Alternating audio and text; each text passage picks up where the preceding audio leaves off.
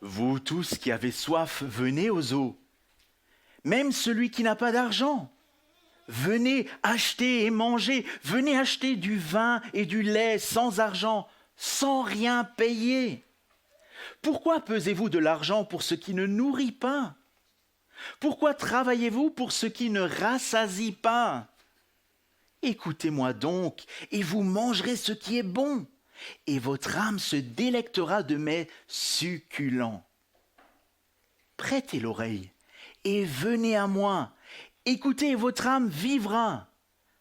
Je traiterai avec vous une alliance éternelle pour rendre durables mes faveurs envers David.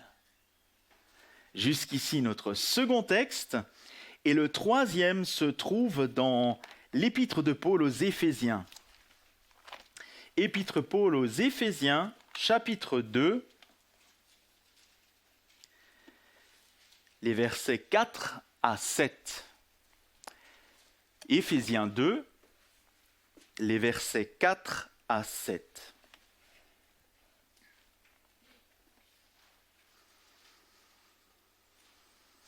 Lisons. Mais Dieu, qui est riche en miséricorde à cause du grand amour dont il nous a aimés, nous qui étions morts par nos offenses, nous a rendus vivants avec Christ. C'est par grâce que vous êtes sauvés. Il nous a ressuscités ensemble et nous a fait asseoir ensemble dans les lieux célestes en Jésus-Christ, afin de montrer dans les siècles à venir l'infinie richesse de sa grâce par sa bonté envers nous en Jésus-Christ. Jusqu'ici, les lectures, et je laisse la place à notre pasteur pour le message.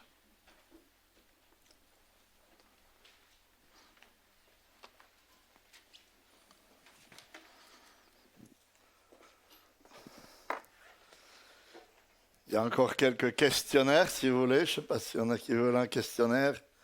J'ai vu qu'il en reste quelques-uns là-bas sur la petite table. Et je vous invite à garder votre Bible ouverte sur ce texte de l'Apocalypse au chapitre 3e, versets 14 à 22. Ce matin, on arrive au terme du premier cycle de l'Apocalypse, avec un dernier oracle.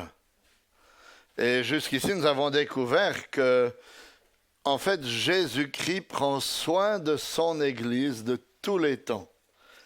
Et qu'il veille sur elle, il l'encourage, l'exhorte, la reprend, la protège, l'appelle à la repentance lorsqu'elle vit dans le péché. Parce que bien qu'il soit assis à la droite de Dieu, il continue à honorer sa promesse, dont Olivier a parlé tout à l'heure, d'être avec nous tous les jours jusqu'à la fin du monde, et sa promesse de bâtir son Église, et que les portes du séjour des morts ne prévaudront pas contre elle.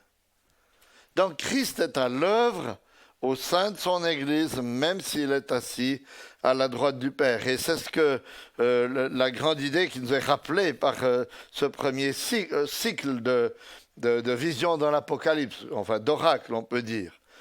Et Jésus nous a rappelé brièvement, enfin je vous rappelle plutôt brièvement ce que Jésus nous a enseigné avec l'Église d'Éphèse. Christ condamne l'Église qui a perdu son premier amour.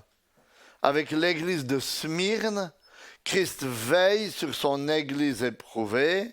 Avec l'Église de Pergame, Christ dénonce la mondanité dans l'Église. Avec celle de Thyatire, Christ reprend l'Église qui vit dans le relativisme.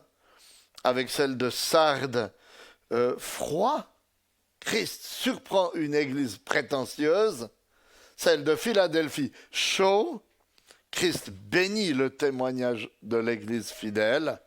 Et après avoir vu une Église froide et une Église chaude, ce matin, nous allons considérer une Église tiède. C'est celle de Laodicée. Donc j'aurai deux parties. Une longue partie, c'est d'abord sur l'Église de Laodicée. Et puis ensuite, je ferai simplement une deuxième partie avec une synthèse de ce premier cycle de l'Apocalypse. Alors, le titre est toujours le même, les interventions du Christ dans son Église, quatrième partie. Et Laodicée, tiède, Christ a du dégoût pour l'Église qui se satisfait d'elle-même. Christ a du dégoût pour l'Église qui se satisfait d'elle-même. Et j'aurai le même plan que les autres fois. On va prendre d'abord l'adresse et le trait caractéristique du Seigneur dans le verset 14. Écrit à l'ange de l'église de Laodicée, voici ce que dit l'Amen, le témoin fidèle et véritable, l'auteur de la création de Dieu. Cet oracle est adressé à l'ange de l'église de Laodicée. Et pour comprendre le sens de cet oracle et le sens des paroles qui sont employées dans cet oracle, certains éléments concernant la ville de Laodicée sont vraiment importants. Tout d'abord, si vous regardez la carte que vous avez sur votre questionnaire, excusez, elle est un petit peu sombre, mais vous allez voir quand même que Laodicée est une ville du centre de la Turquie qui était voisine de deux autres villes, la ville de Hiérapolis et la ville de Colosse. Et l'alimentation en eau de ces trois villes était très différente. Et c'est important de le souligner. Vous allez voir pourquoi. À Hiérapolis, il y avait des sources d'eau chaude connues pour leurs vertus médicinales. C'était une ville de cure, si vous voulez, Hiérapolis. Et la ville de Colosse, elle, était alimentée en eau par des torrents d'eau fraîche qui coulaient de la montagne. Alors qu'à Laodicée, il n'y avait ni source, ni rivière, ni torrent à proximité. Si bien qu'on avait dû construire un aqueduc de plusieurs kilomètres pour desservir la ville en eau. Mais le résultat, c'est qu'il y avait de l'eau. Mais quand l'eau arrivait, après avoir parcouru tous ces kilomètres dans l'aqueduc, elle était difficilement buvable directement. Parce qu'elle était sale et tiède à cause de la température ambiante. Et il semble même qu'elle pouvait provoquer la nausée et d'autres maladies. Ça, c'est le premier élément. On va voir pourquoi il est important tout à l'heure. Le deuxième élément concernant la ville de Laodicée, c'est qu'elle était renommée pour sa fac de médecine et qu'on fabriquait à Laodicée un collyre pour les yeux. Troisième élément, c'est que cette ville était devenue l'une des plus riches de l'Empire parce qu'elle se trouvait à la croisée de plusieurs routes et il y avait à Laodicée de nombreux banquiers avec des coffres bien remplis d'or.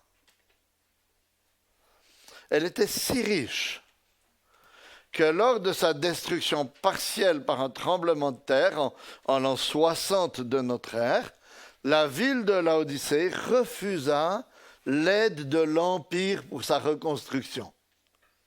Elle a répondu à l'empereur par ces mots qu'on trouve au verset 17. « Je suis riche et je n'ai besoin de rien. » Quand on lui avait proposé de l'aide pour se reconstruire. Donc, vous voyez, la ville de Laodicée était une ville fière de sa richesse, de son indépendance, une ville, en fait, qui se satisfaisait en elle-même. Et dans cet oracle, on découvre une nouvelle fois, malheureusement, on pourrait dire que l'Église locale avait été contaminée par la mentalité ambiante de la ville. Puisqu'elle était aussi, elle se croyait riche, mais elle était tiède, etc. Elle avait besoin d'un collyre. Elle était contaminée par la mentalité de la ville. Et voyez, cette observation attire notre attention sur le danger constant qui guette l'Église locale, l'Église de Dieu, d'être contaminée par la mentalité non chrétienne qui nous entoure. En fait, on ne se rend même pas compte souvent, mais la mentalité du monde, la mentalité de notre génération nous imprègne petit à petit sans que nous nous en rendions compte. Et regardez maintenant comment Jésus se présente à cette Église.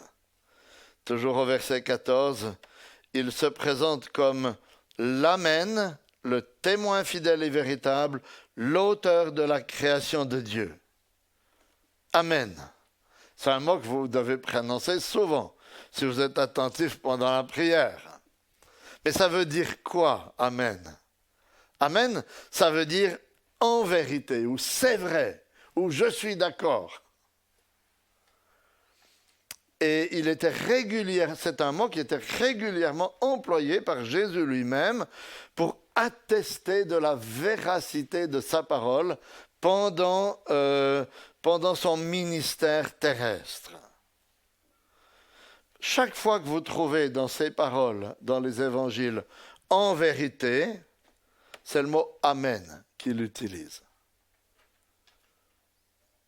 Par exemple, simplement Jean 1, verset 51. En vérité, je vous le dis. C'est Amen, Amen, je vous le dis. C'est pourquoi Paul peut dire dans la deuxième épître aux Corinthiens, chapitre 1, verset 20, en parlant de Jésus, toutes les promesses de Dieu sont ce oui en lui. C'est donc aussi par lui que nous disons à Dieu l'Amen pour sa gloire. Un peu emberlificoté, une phrase de Paul. Mais en fait, ce qu'il est en train de dire, c'est que Jésus est l'Amen de Dieu. Il est celui en qui toute la vérité de Dieu, toutes les promesses de Dieu s'accomplissent. Et en se présentant, vous voyez, comme l'Amen, le témoin fidèle et véritable, Jésus déclare qu'il est la parole absolue, la vérité absolue de Dieu. Et il dit même qu'il l'est depuis toujours, puisqu'à ces expressions, il joint l'idée qu'il est l'auteur de la création. C'est ce que Paul atteste aussi dans sa lettre aux Colossiens, chapitre 1er, versets 16 et 17. Car en lui ont été créées toutes les choses qui sont dans les cieux et sur la terre, les visibles, les invisibles, les trônes, dignités, domination, autorité. Tout a été créé par lui et pour lui. Il est avant toute chose et toute chose subsiste en lui. Et cette lettre aux Colossiens avait été lue à Laodicée quelques décennies plus tôt. Parce qu'à la fin de l'épître aux Colossiens, chapitre 4, verset 16, il est dit « Lorsque cette lettre aura été lue chez vous, faites en sorte qu'elle soit aussi lue dans l'église des Laodicéens. » Colossiens 4, 16. Donc vous voyez, ils savaient par la lettre qu'ils avaient reçue de Paul que Christ était le créateur de toutes choses. Et Christ vient à eux en se présentant de cette manière.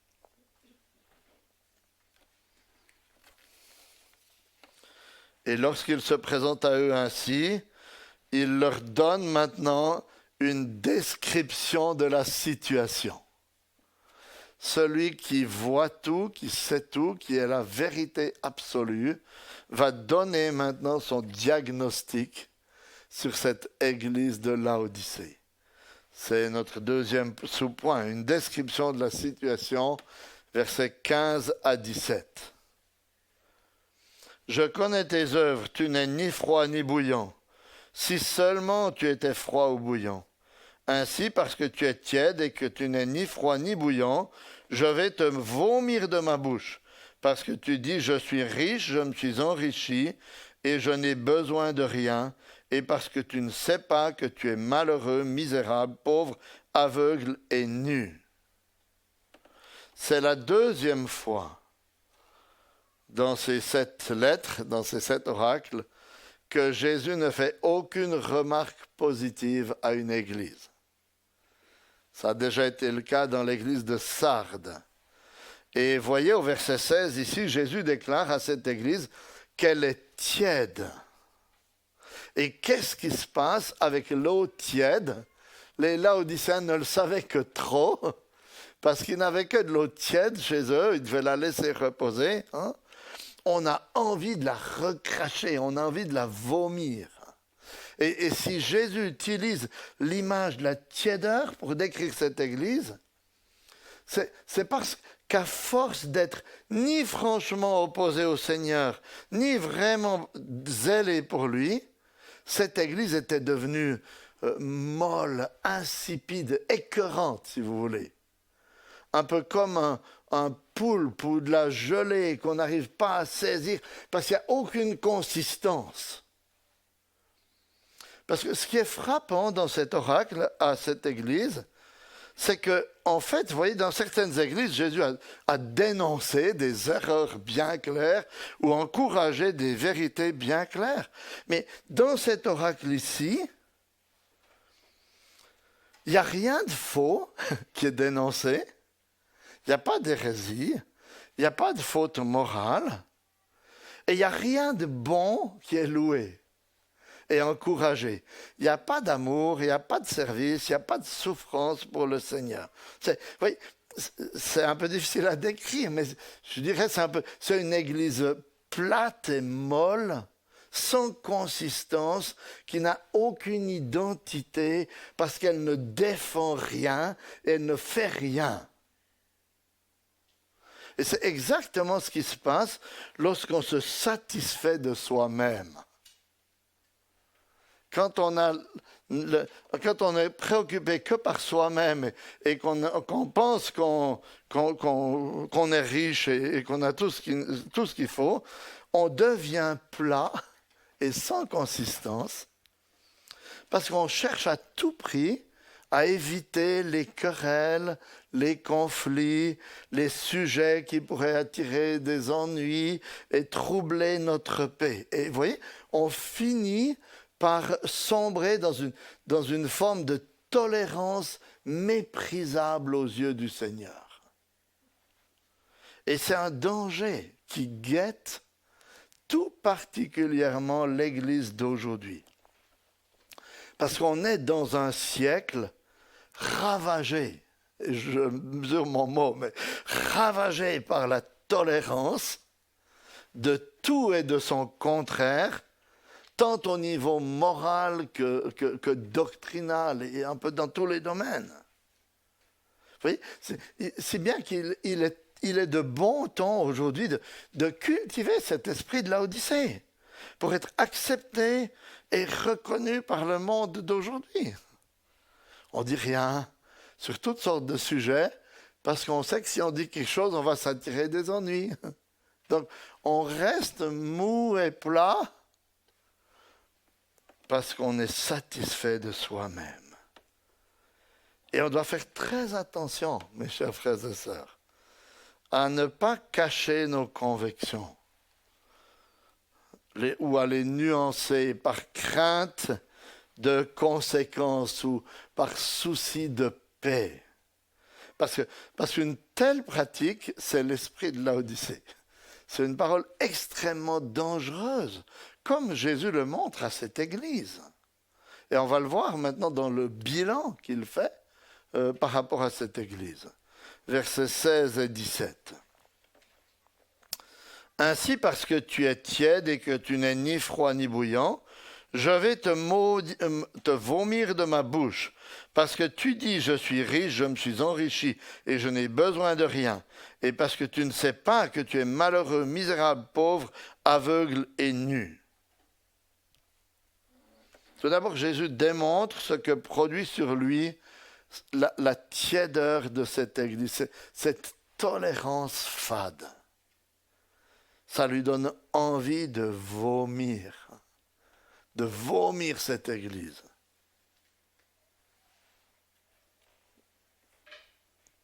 Et vous savez ce que ça fait quand on a envie de vomir, hein? C'est quelque chose de... C'est une sensation très désagréable. Hein? On est écœuré et on a envie de rejeter les choses. Ça, c'est l'état dans lequel Jésus se trouvait en voyant cette église. Écœuré, envie de la rejeter. Puis au verset 17, il montre à cette église qu'elle se trompe sur son propre état. Elle se croit riche. Elle pense qu'elle a besoin de rien. Alors que quand le Seigneur la regarde, il la voit malheureuse, misérable, pauvre, aveugle et nue. Et comment est-ce que cette église en est arrivée là? C'est en croyant qu'elle pouvait se débrouiller toute seule, qu'elle avait assez de richesses et qu'elle n'avait besoin de personne. Alors faisons attention à cette autosatisfaction, à cette fausse sécurité qui guette l'Église occidentale. Parce qu'avec nos assurances, nos comptes en banque, nos économies, on a vite fait de penser, soit à titre individuel, soit au niveau de l'Église, on a vite fait de penser qu'on est paré contre toute éventualité, tout coup dur, tout problème. Si bien qu'il est presque possible de se dire chrétien sans jamais penser à Dieu. Parce qu'on a besoin de rien. On n'a pas besoin de lui avec tout ce qu'on a. Mais mes chers amis, si vous êtes animés par de telles pensées, si nous sommes animés par de telles pensées, nous nous trompons nous-mêmes. Et nous sommes spirituellement pauvres, misérables et écœurants pour le Seigneur, qui menace de nous vomir, parce qu'il ressent cet écœurement à l'égard de ceux qui s'appellent Église et qui ont ce genre d'attitude. C'est pourquoi il faut prendre vraiment au sérieux ces paroles du Seigneur dans l'interpellation solennelle, petit d, l'interpellation solennelle qu'il adresse à son Église dans les versets 18 à 20. Je te conseille d'acheter chez moi de l'or éprouvé par le feu, afin que tu deviennes riche, et des vêtements blancs, afin que tu sois vêtu, et que la honte de ta nudité ne paraisse pas, et un collier pour oindre tes yeux, afin que tu vois. Moi je reprends et je corrige tout ce que j'aime. Aie donc du zèle et repens-toi. Voici, je me tiens à la porte et je frappe. Si quelqu'un entend ma voix et ouvre la porte, j'entrerai chez lui, je souperai avec lui, et lui avec moi. Une interpellation du Seigneur solennelle envers cette Église.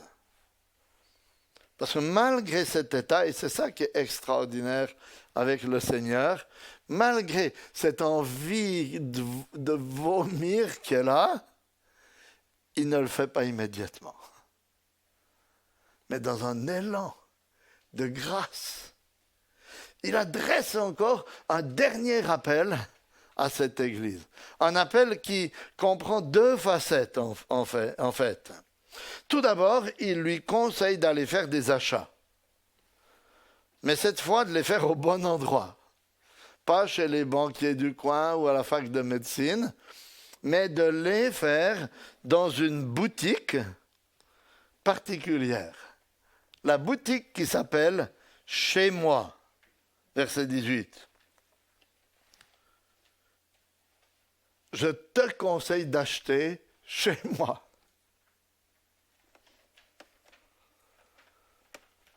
Et ce qu'il y a d'encouragement, c'est qu'Ésaïe nous dit que dans cette boutique, chez moi, tout est gratuit. On peut acheter sans argent, comme on l'a lu tout à l'heure dans Ésaïe 55, 1. Vous tous qui avez soif, venez aux eaux, même celui qui n'a pas d'argent. Venez acheter et manger. Venez acheter du vin et du lait sans argent, sans rien payer. C'est ça la grâce. Il n'y a pas besoin de se croire riche, de penser riche pour aller dans cette boutique. C'est une boutique pour les pauvres. C'est les cartons du cœur du ciel, si vous voulez.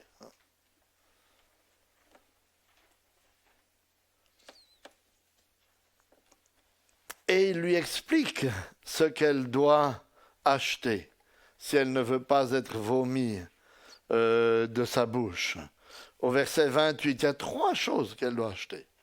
De l'or éprouvé par le feu, pas de l'or des banquiers de Laodicée, mais de l'or éprouvé par le feu. C'est quoi l'or éprouvé par le feu? Dans 1 Pierre 1,7, c'est la foi qui est comparée à l'or éprouvé par le feu. Et je pense que ce que Jésus est en train de dire à cette église ici, à ces chrétiens, c'est cessez de vous confier en vous-même et dans vos richesses, qui sont passagères, et vivez par la foi en comptant sur moi plutôt que sur votre compte en banque.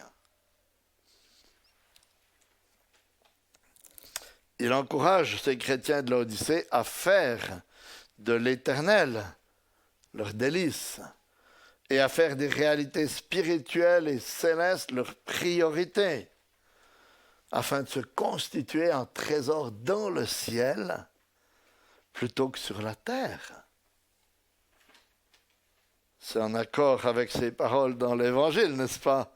Matthieu 6, 20, cherchez premièrement les choses célestes, ce qui est dans le royaume de Dieu. Puis, deuxième achat, achetez-vous un vêtement blanc. On a déjà vu cette expression vêtement blanc la dernière fois. C'est une expression qui fait référence à la justice parfaite du Christ. Pour qu'il puisse être justifié, pour que nous puissions ne pas être vomis de la bouche du Seigneur, nous avons besoin d'être couverts par la justice du Christ.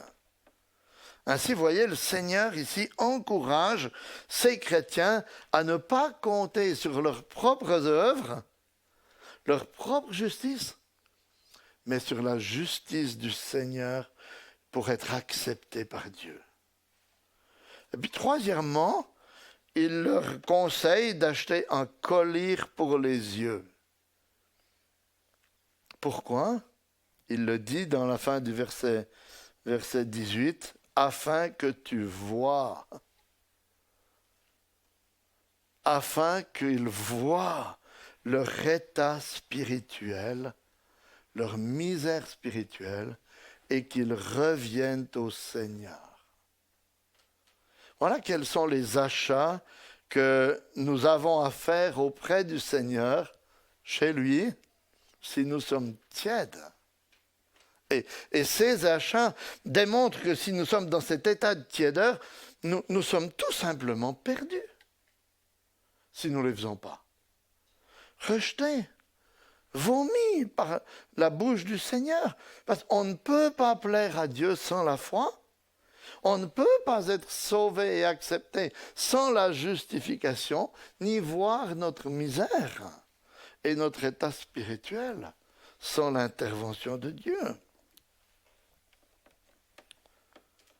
Et c'est dans ce contexte d'églises et de chrétiens qui se croyaient riches et satisfaits d'eux-mêmes et qui se trompaient sur leur propre état, que Jésus prononce les paroles d'Apocalypse 3, 20. Voici, je me tiens à la porte et je frappe. Si quelqu'un entend ma parole et ouvre la porte, j'entrerai chez lui, je souperai avec lui et lui avec moi.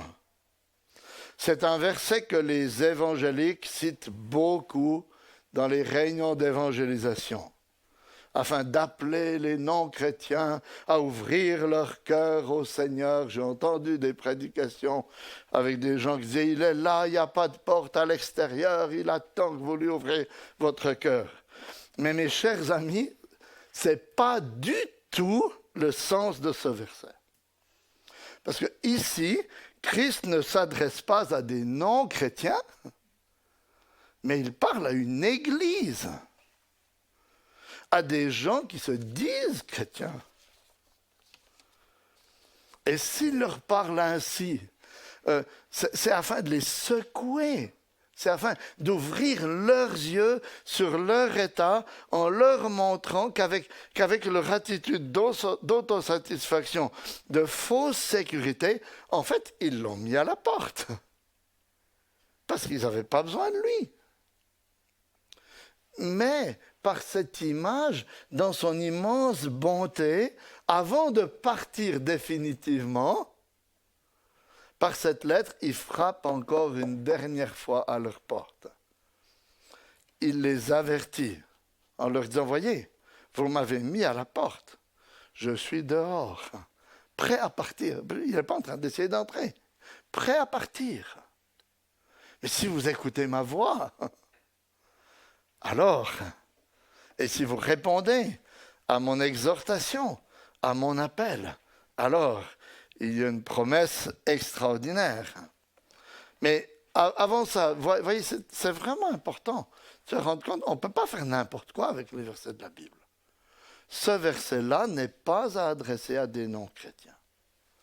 C'est un verset adressé à des chrétiens rétrogrades, des chrétiens qui ont oublié l'essence de l'Évangile. Parce que c'est un verset qui souligne encore la grâce du Seigneur envers son Église. Cette Église satisfaite d'elle-même. Il est en train de montrer son amour envers elle, voyez, en la reprenant, en la corrigeant, comme il l'a fait là, en particulier au verset 19. Et c'est un amour que Christ manifeste non seulement envers cette Église, mais envers toutes les églises de l'histoire et tous les chrétiens qui se sont trouvés dans une situation analogue à l'église de Laodicée. Il les appelle, il nous appelle à nous repentir, parce qu'il y a la promesse extraordinaire pour celui qui se repent. La fin du verset 20 et le verset 21. Petit et une promesse. Milieu du verset 20, si quelqu'un entend ma voix et ouvre la porte, j'entrerai chez lui, je souperai avec lui et lui avec moi. Le vainqueur, je le ferai asseoir avec moi sur mon trône, comme moi j'ai vaincu et me suis assis avec mon Père sur son trône.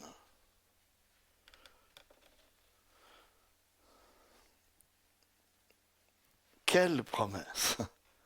Il promet à celui qui écoute, à celui qui répond, d'entrer et de souper avec lui.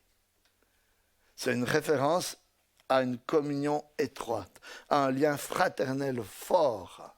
Parce qu'en Orient, le repas est un signe de fraternité, c'est même un signe d'alliance, de communion étroite. C'est bien que lorsqu'on a mangé avec quelqu'un, dans la culture orientale, en théorie en tout cas, on n'a plus le droit de le trahir ou de lui faire du mal. Et Christ promet encore de le faire asseoir avec lui sur son trône. C'est-à-dire qu'il promet à celui qui répond à son appel et fait les 3 achats commandés et ouvre la porte, de l'unir à lui et de le faire jouir de sa royauté, de son autorité éternelle dans les cieux.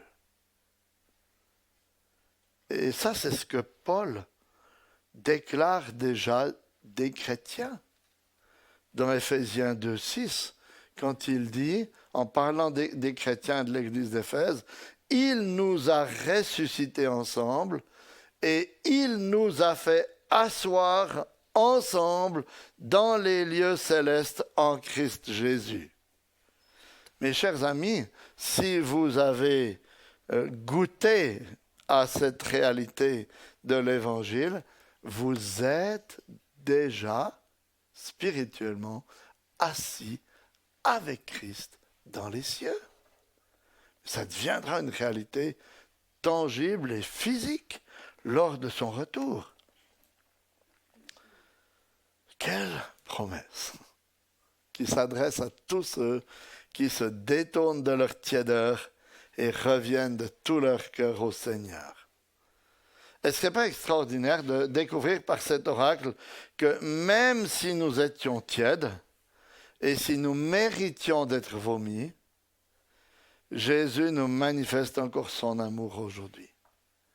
Il nous montre encore ce matin, par cette lettre, qu'il y a encore de l'espoir pour nous, si nous venons ou si nous revenons à lui.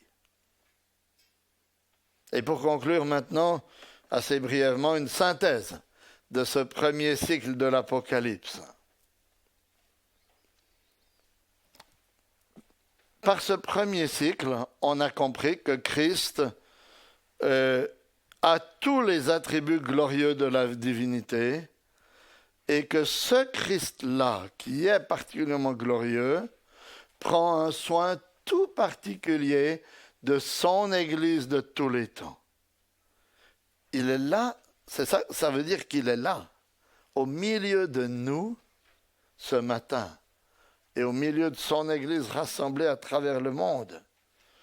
Et s'il y a de nombreux dangers variés qui nous guettent, et c'est vrai, dans son amour et sa patience, il continue de nous avertir, de nous exhorter, de nous encourager, de nous reprendre, de nous protéger.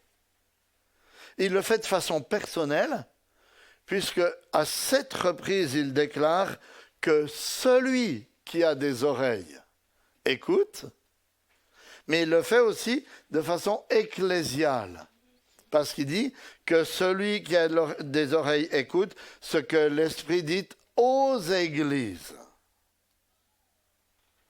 Donc vous voyez, le Seigneur s'adresse à chacun d'entre nous individuellement, et il s'adresse aussi à nous en tant qu'Église locale. Alors ne restons pas insensibles à ces avertissements. Relisons ces lettres. Examinons-nous personnellement. Examinons notre Église, la vie de notre Église, les choix de notre Église, à la lumière de ces oracles, afin que nous ayons des oreilles pour entendre et que nous soyons parmi les vainqueurs. Et quand vous faites le survol rapide des sept églises, vous voyez que, en fait, les vainqueurs, c'est-à-dire ceux qui répondent favorablement à l'exhortation du Seigneur, sont caractérisés par deux attitudes distinctes. La première, c'est la repentance. La deuxième, c'est la persévérance. La repentance, parce que c'est l'attitude à laquelle Christ a appelé toutes les églises chez lesquelles il y avait des péchés à dénoncer. Il les a appelés à se détourner du péché en se repentant. Chapitre 2, verset 5, 2, 16, 2, 22, 3, 3, 3, 19. Et la persévérance, parce que c'est l'attitude à laquelle Christ a appelé toutes les églises et les chrétiens qui marchaient fidèlement. Et ceux qui marchaient fidèlement, il ne leur a pas dit « pas de souci pour vous, restez tranquilles ». Ceux qui marchaient fidèlement, chaque fois, il les a appelés à persévérer. Parce qu'il ne suffit pas de marcher fidèlement un jour pour être sauvé. Mais il faut persévérer jusqu'au bout. Chapitre 2, verset 10, 2, 25, 3, 11. Alors voilà, chers amis, les deux traits caractéristiques d'une vraie Église et d'un vrai chrétien tout au long de son existence. La repentance et la persévérance. Parce que quand on a un sauveur parfait, qui nous purifie de tous nos péchés, alors on devrait oser les reconnaître, confesser nos faiblesses et regarder en face les progrès à faire.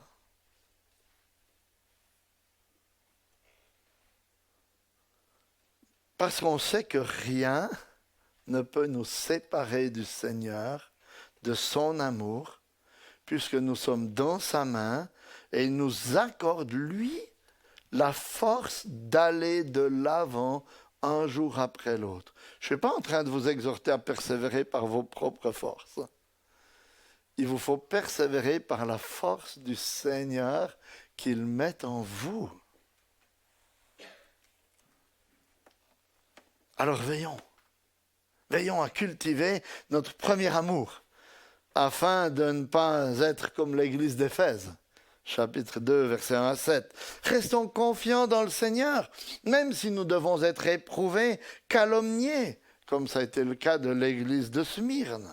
Faisons attention à ne pas nous laisser séduire par l'esprit et les valeurs du monde, comme l'église de Pergame.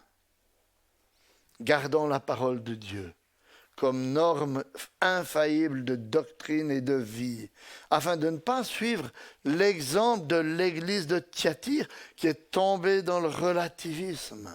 Et osons exercer la discipline d'église quand cela est nécessaire, comme le Seigneur l'a exhorté dans cette église. Faisons attention à la prétention, à la fausse sécurité, afin de ne pas être froid comme l'église de Sardes. Restons confiants dans le Seigneur, qui est celui qui ouvre les portes et les cœurs et qui peut épargner l'épreuve à son église fidèle, comme il l'a fait à Philadelphie. Et veillons à ne pas nous satisfaire de nous-mêmes, en étant anesthésiés par la tolérance ambiante qui nous pousse à renoncer aux doctrines exclusives de l'évangile de Jésus-Christ, comme c'était le cas à la Laodicée. Parce qu'il y a des promesses. Il y a des promesses nombreuses, riches, merveilleuses, pour tous ceux qui écoutent la voix du Seigneur dans ses oracles et qui y répondent favorablement. Je ne vais pas toutes les reprendre, mais on a la certitude d'être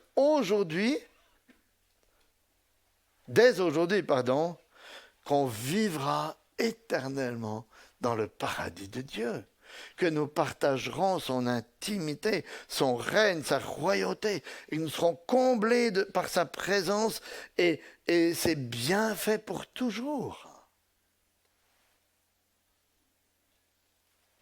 Est-ce que ce n'est pas suffisant pour enflammer notre cœur d'amour pour un tel Seigneur? Pour renouveler notre motivation à vivre dans l'obéissance à ses ordonnances. Il est là, il prend soin, il exhorte et il comble de ses richesses. Amen.